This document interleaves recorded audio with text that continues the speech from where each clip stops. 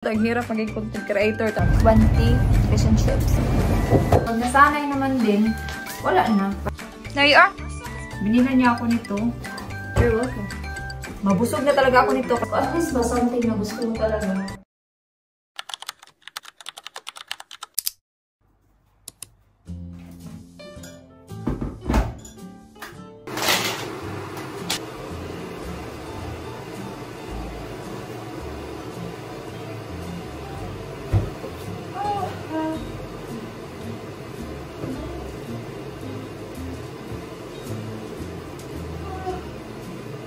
Antok pa ako.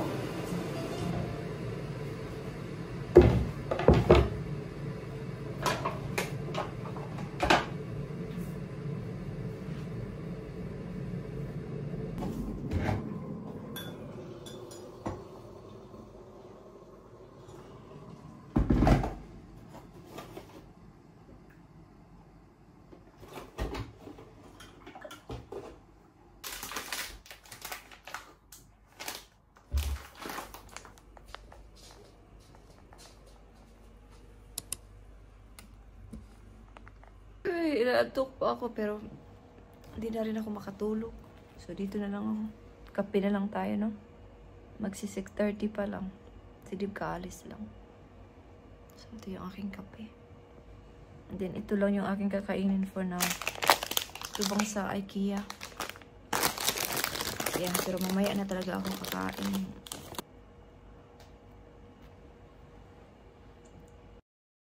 Mamaya i-try on haul ko itong mga nabili ko sa Shein. So, ipapakita ko siya sa inyo mamaya. I mean, hindi mamaya.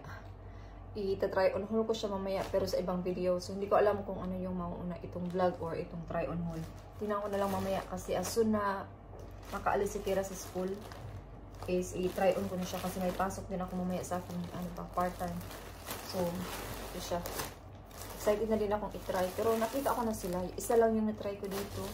So, mamaya ita-try natin silang lahat. Para ma-upload na natin sila, no? Kasi wala pa akong video for this week. So, kailangan ko na mag-video. So, anyway, si Kira tulog pa. Magsi-7 na. And mag-chill lang muna ako while tulog pa siya. And then, mag-wash na din ako. But might as well mag-wash na lang ako while tulog pa siya. So, yeah. So, I will see you na lang mamaya pag ready na ako. Okay? So, tumawag yung aking mother-in-law. Siya na lang daw maghatid kay Kira sa school. So, sabi ko, okay. Thank you. Gamitin ko na lang yung time ko.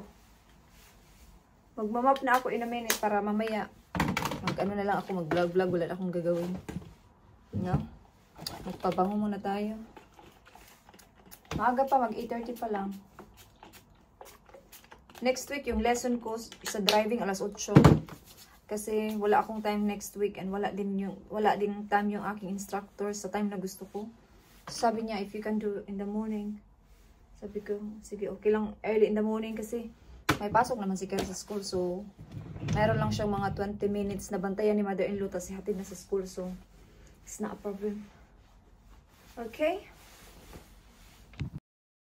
So, tapos na ako nag-try on haul. Ito yung last dress na pinakita ko. Pero tingnan nyo na lang. Maybe Saturday or titingnan ko kung ito ba yung mauna or yung vlog. Basta tapos na. Tingnan nyo yung aking kalat. Yung aking kalat, kailangan ko na siyang tupiin. Kailangan ko na siyang labhan. Itong mga napili ko, labhan ko. And then yung hindi ko gustong i-keep, i-return natin sa post office this week. Struggle talaga mag-content creator, no? Kasi like ganito, nag-try on haul ka, tapos tupiin mo na naman. Or basta ganito, ang hirap maging content creator. Tapos mag-edit ka pa ng video. But, you know, the thing is, na-enjoy ko naman yung mga ganito. So, yeah, I will continue. Char. So, yeah, mag-ano man ako guys, mag-ready muna ako kasi punta ako sa work soon. Gusto ko manang kumain ng kasi na medyo nagutom na din ako. So, yeah. So, ako ay magre-ready na para papasok na tayo sa work.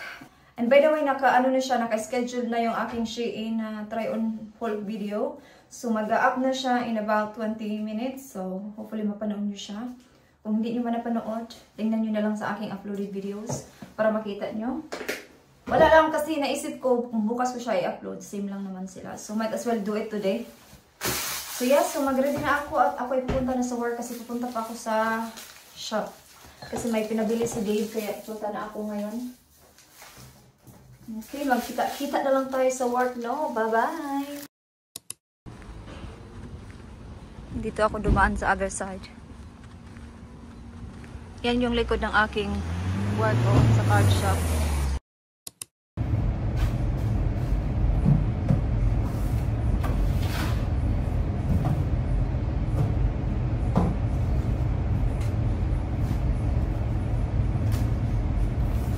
Meron kami ngayong order na 20 fish and chips and then 3 chips, mga ano siya, less than 200 pounds siya.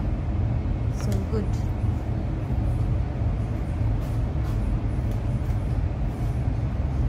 I-pick up siya ng mga 12:25. So 12 pa lang.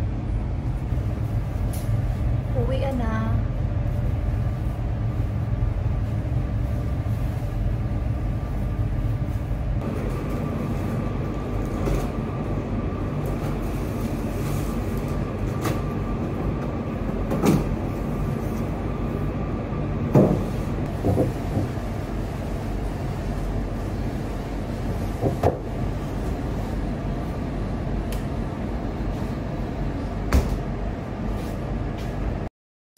Dito na naman ako dumaan sa aking mga sangkay.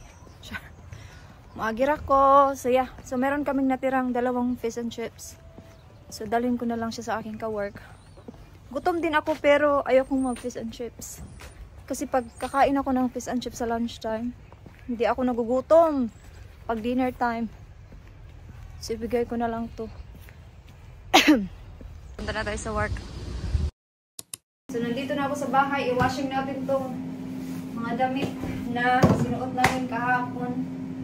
And then, laghan ko na din yung gusto kong i-keep ba sa Shein. Para malaghan ko na siya. Para ready na siya i-keep for next year. Tapos, ito yung mga pamunas. Isunod ko na din yan.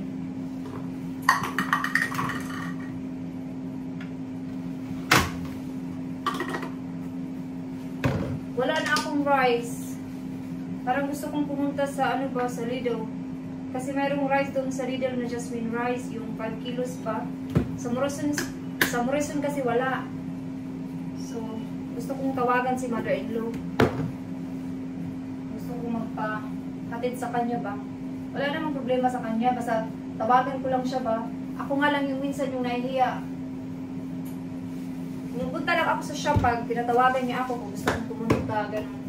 Pero ayaw ko talagang magtanong sa kanya kasi nahiya ako minsan baka may ginagawa siya. Pero parang kailangan ko na talaga ng rice kasi 3 days na akong hindi kumain ng rice. Naubos na yung aking rice is life. So tapos na akong kumain. Yung vlog ko paputol-putol. Uy! Pasensya na kayo. Pasensya naman kayo. Oy, kaya paputol-putol man natin yung vlog. So, kumain ako ng manok. Tapos, nag-ano din ako ng tawag nito. So, pa akong gikaon ay.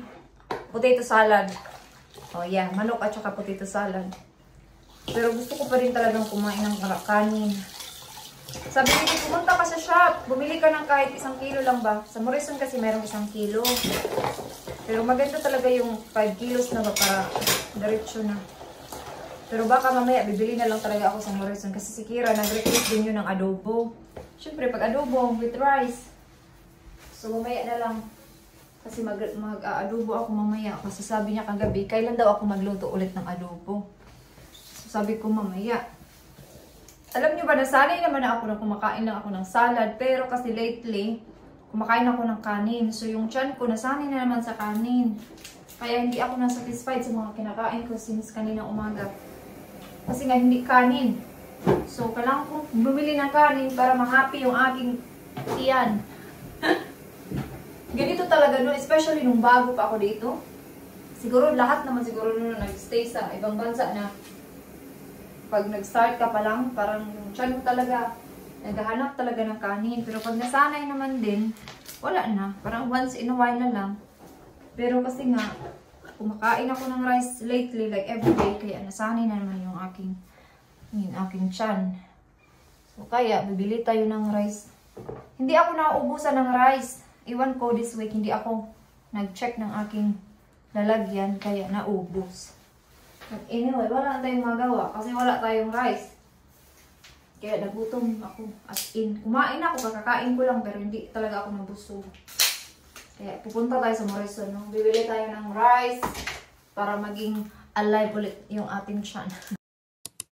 So, nandito na si Kira. Bigyan natin siya ng kanyang snacks. Hugasan ko na to. Yung ginagawa ko sa grapes ba, pag hinugasan ko siya, binabalawan ko lang siya dito sa, sa grape o tapos hinayaan ko lang siyang mag-drain. So, bigyan natin siya nito. Snacks. So, gutom ang ating estudyante, no? Tapos, lagyan natin siya ng slice of toast. Tapos, palamanan ko siya ng peanut butter.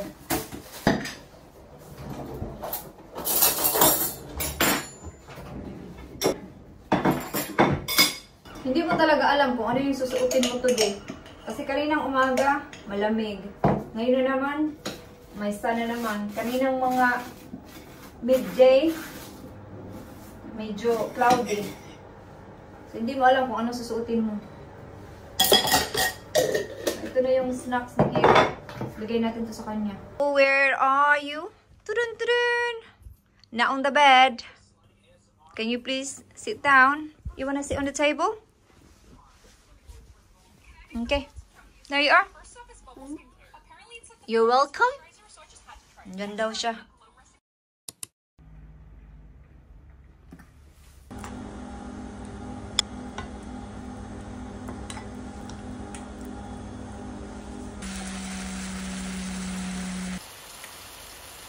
So, itong chicken na to is para sa lunch ni Deep sa work. So, ito na yung salad niya. Tapos, pag naano na ito mamaya, ilagay ko na siya para ma-fridge ko. Lunch na to bukas. Tapos na yung washing ko. Hindi mag-adobo ako. Ito na yung pang-adobo ko. Pero mamaya na kasi maaga pa naman. Alas 4 pa lang. Mamaya na ako magluto mga 5:30. Wait lang. Kasi ito, meron ako ditong adobo na sauce na ba? Yung ready na talaga siya. Binigay ito sa akin ng aking sister-in-law kasi nung pumunta daw siya sa, parang meron siyang pinuntahan ba kasi yung work niya is out and about. So nakita niya meron daw Pilipino na shop daw. So sabi niya, nag-stop siya. Binila niya ako nito.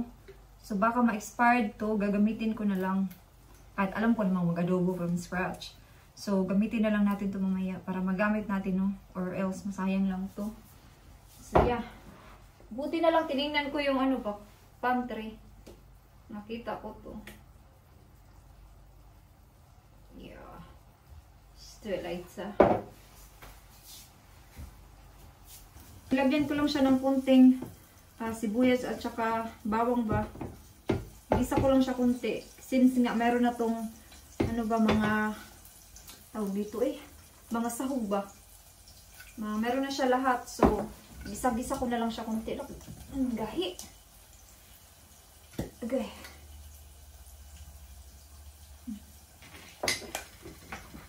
Okay.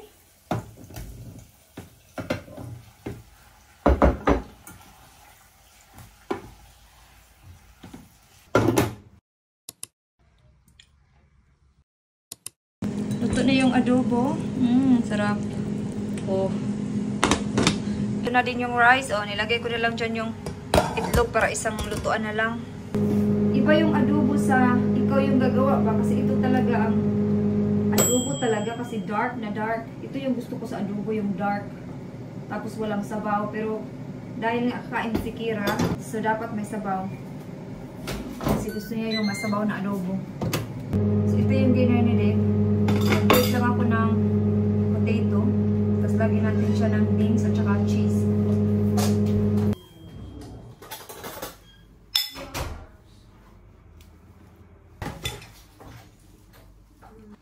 Oh, it looks yummy. Ito yung dinner ni Dave. Pakita ko siya sa inyo. Yan. Simple lang. Then yung amin ni Kira is rice and adobo. Akin at saka ni Kira.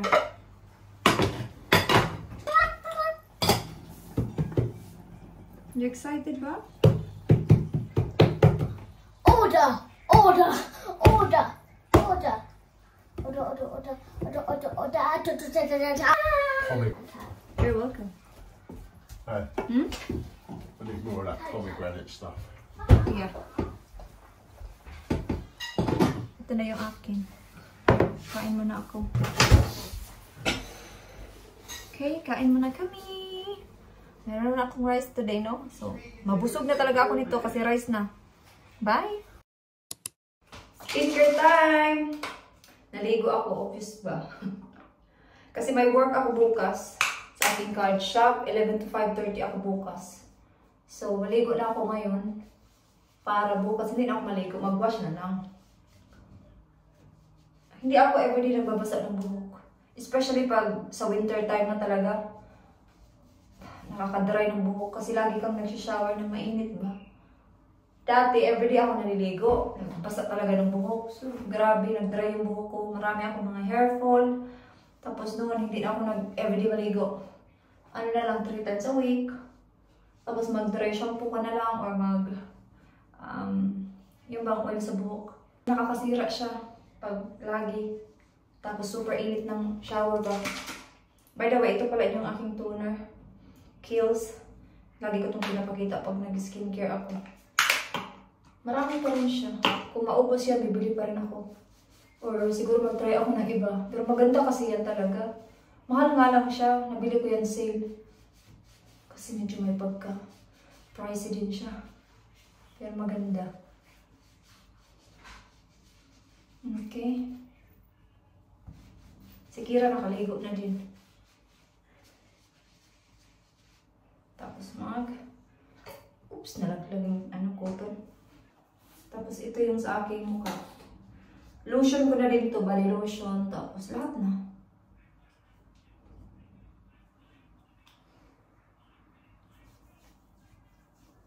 So maulan bukas, hopefully. Kahit ulan, medyo busy pa din kami, pero I don't think so. Pag maulan kasi quiet. Okay. Tapos yung mga sobra-sobra, lagayan dyan.